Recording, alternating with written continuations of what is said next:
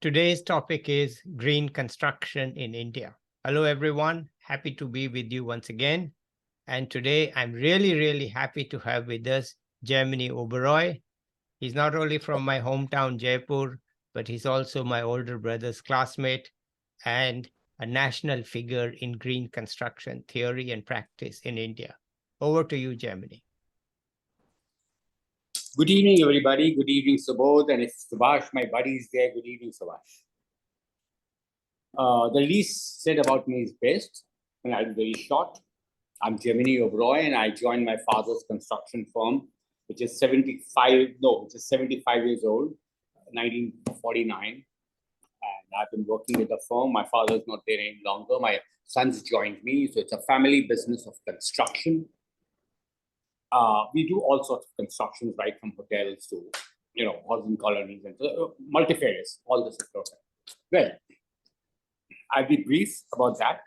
Now, as Jaimni Uberoi, I joined CII, Confederation of India Industries, about 25 years back, and I've been very actively in that, heading the panels of infrastructure, tourism, and heritage.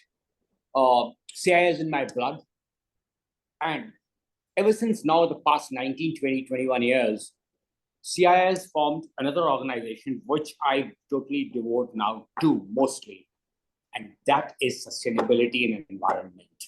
In other words, what we call is CII's IGBC, India Green Building Council. The leaders of the Indian hang on. Let me just say it clearly because India Green Building Council. Right? Yeah. Fine. It's CII, India Green Building Council, and I've been the chairman for 7.5 year Wow. For the state of Rajasthan continuously. And this year now, I handed over the next reign to Anand Mishra, a colleague of mine.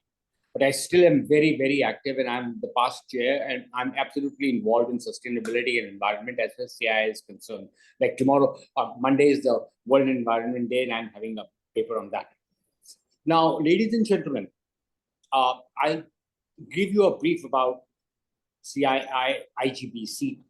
CII is the biggest confederation of Indian industry, and the leaders and the captains of industry way back in about 2000 or so saw that with the rapid industrialization that was happening in India and that is likely to happen at that time, probably 1.2 billion people, the industrialization is going to be having ill effects on environment, on sustainability, on pollution, on the air quality. And in years to come, it has proven right. But it was also wise on the captains and leaders of the industry, and I was one of them, to think of forming CII IGBC, India Green Building Council, which will work only towards sustainability and environment. And we formed this in 2001. And at that time, within the first year, this headquartered at Hyderabad. We made a building, and that was India's first green, gold, platinum rated building. We are talking of all over the world, the platinum ratings in gold, silver, bronze, and then the ordinary. Sorry, Jaimni, let me just finish. This is called LEED rating, LEED, LEED. Yes, but I was just coming to that. Yeah, and platinum is very rare. Platinum is very rare. Yeah. But now we've gone beyond that, because now it's LEED, it's Greha, it's IGBC. Okay. Giving you a short thing, we are a part of the World Green Building Council. But there's also the US Green Building Council, which we parted ways with them about 10 years back. But World Green Building Council, which comprises of 67 countries all over the world, is very much a part of us, and we are very much a part of them. Now, we started 2001, 100 million square foot, and we had about 8-10 manuals and rating systems, how to rate the buildings in platinum, gold, and silver, and just certified. But ladies and gentlemen, it was a lot of work, especially led by our late Dr. P.C. Jain, the mentor, who was in chair for about 10 years. And right from 2001 till date, till the beginning of this year, I very proudly state that we have reached a figure of 10 billion square foot. Wow, that's amazing. I repeat, 10 billion square foot. And we are the number 2 in the world. Number 1 is, of course, US. And we are aspiring to go to number 1. And our target till 2050 is 50 billion square foot of built environment. Now, how does IGBC go about it? We had 22 manual ratings. We today have 31. We are covering just about every aspect of built environment and industry. And we have IGBC green residential societies, IGBC green factory buildings, green resorts, green interiors, green cities, green townships, green landscapes, green railway stations, net zero water building, IGBC green new buildings, IGBC health and well-being, existing buildings, healthcare, top of it, IGBC campus. The most amazing thing is we have got something like rating of the religious institutions. And about 4 years back, to obtain a platinum rating was a mosque in south of India. And now, of course, we have many mandirs and gurdwaras coming up live. Then we have green data centers. India today is leading as far as data centers is concerned in partnership with ICICI Bank. And so much so that companies from US are coming to study our data centers, because data centers are energy guzzlers, absolute energy guzzlers. And that's what we've done. We've really controlled the consumption of energy and power in that. Mass rapid transit system, high-speed rail, net zero waste, affordable housing, schools, SEZs, logistic parks, green villages, green mass rapid, and green hill habitats. There are others which are going to come up, and we are going to have our manuals to about 40 this year. IGBC opens up these, collaborates and opens up with the educational institutions. We give assistance to all industries. They have to register with us, to all housing societies. And we tell them how to go about when they're starting a project and how to go about if this is already existing project. But now we've also gone beyond green, platinum, gold, and silver and certified. We are now working towards net zero. Net zero energy, net zero waste, net zero carbon. Yeah. We have manuals for net zero energy and waste. We are working on the net zero water, because that's very, very difficult in a place like India, but we are working out for that.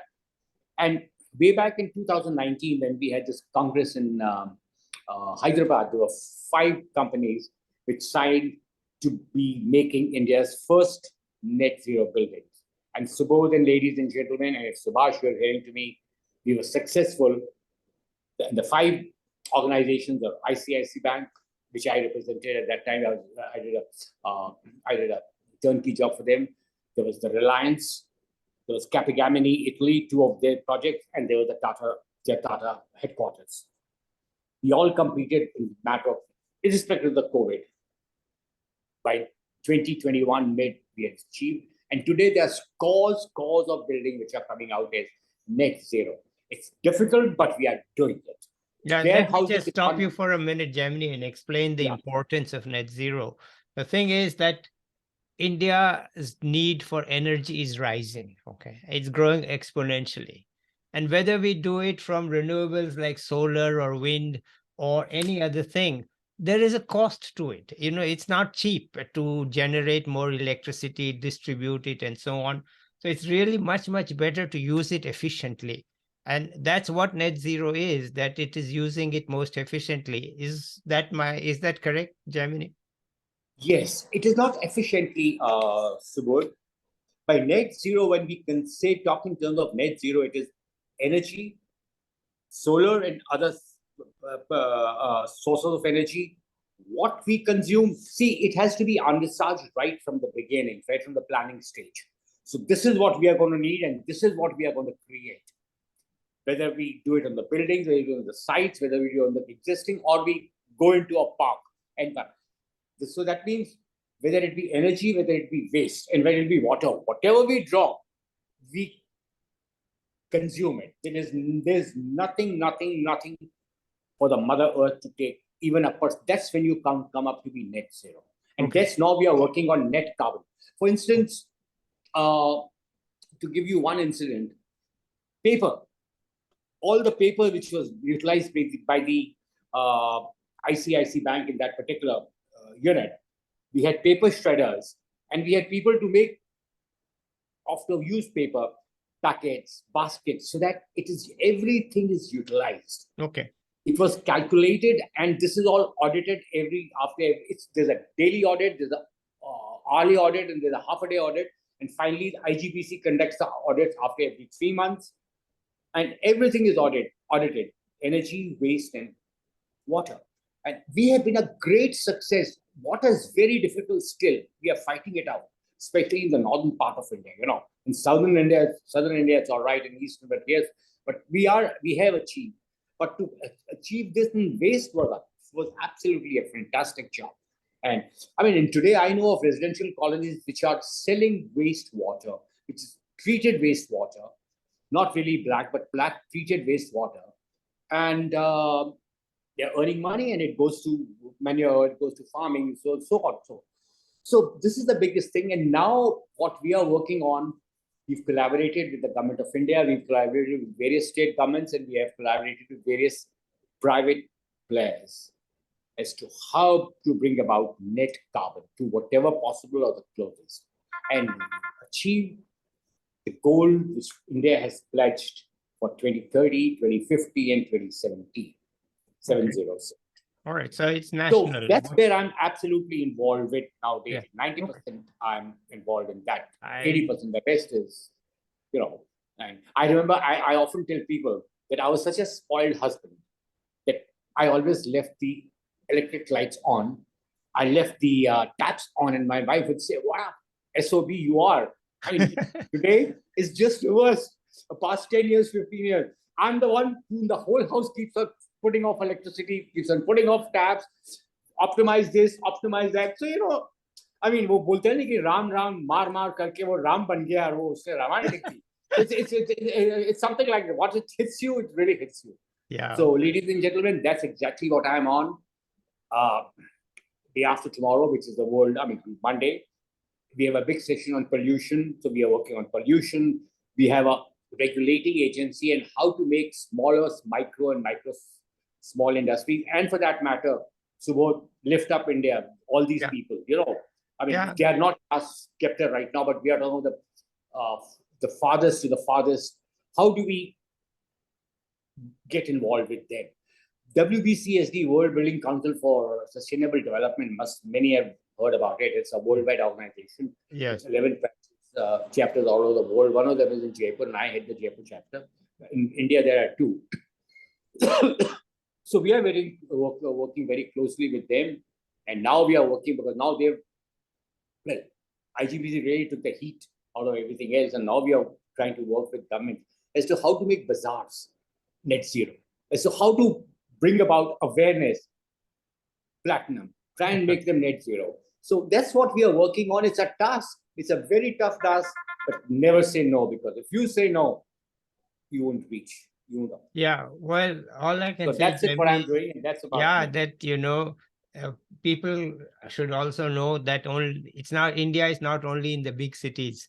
It's also in places like Jaipur that there's a lot of talent, a lot of entrepreneurship, a lot of leadership, and a lot of actual work that is being led and done. And so I'm really proud to say that Jaimni, yes, great. Jaipur is on the map, on the world map. Thank you, Subodh. Not just as tourism, not just to come and see the old forts, but to see modern India, to see the people who are leading it forward. Yeah, we have our forts and we have all those things, and it's great, but we are also leading forward. So I'm really happy to hear all this from you. Any questions from anyone, I'm most willing to answer. Okay, let's see if you have any final words for the audience. Well, final words for the audience could be just about informing them that all our codes and our standards and our manuals, our NBC, ECBC, MOEF, ISRIP, and pollution board controls, we incorporate that. And that's how See, basically, we are involved in touching the grassroots levels of education. And we are now thought of tackling schools right from class 5, 6. And that's where we're going to operate all the time, because you catch them young if you really want to. I mean, there's my co-chair whose son, when we were both driving, he was driving the car, and his son brings up and says, Dad, the carpenter is has fixed the top toilet. Now he wants to do the bottom toilet. He wants to get more. The guy was about 10 years old. But why can't he use that wood which has been obtained from that older toilet? I just clapped and I told Anand, my co-chair, I said, Anand, it's not his education, it's your work, what you and your wife and your family members talk at home that has got into in this 10-year-old child, and he's put you this question. So that's it. Let's all start talking of it at home to our children. I mean, at least my children are very aware. Okay, my grandson, he topped the board examination with 93, and he just used to come and talk to me every time. This. And he topped it in environment, because that's where the market is today. I mean, if you just want to change the present industry, it's $500 billion at the present dollar rate. Yeah. It makes a big business sense too, for that matter. Well, the family point is so important. I can tell you my own experience. We used to have paper towels, which are readily available in the market here. And because of my daughter, we basically don't use them at all. Okay. Because she says, why can't you just use cotton stuff and wash it? Okay. So she said, okay, I won't outlaw it in your home, but I'll put it so far away that you won't go there to take it unless it is essential for you to have it. So children are very important. We have to educate them. We have to let them know, because they can do it right from the young age. We just didn't have that at our age, but young age, yes, is very important. Okay, Jaimni, thank you. I'm so proud to have you here, and we will try to have you back once again after some time. For the moment, all the best. Let's Bye say bye, bye. everybody. Okay, bye. All right. I'll stop the recording now. Bye.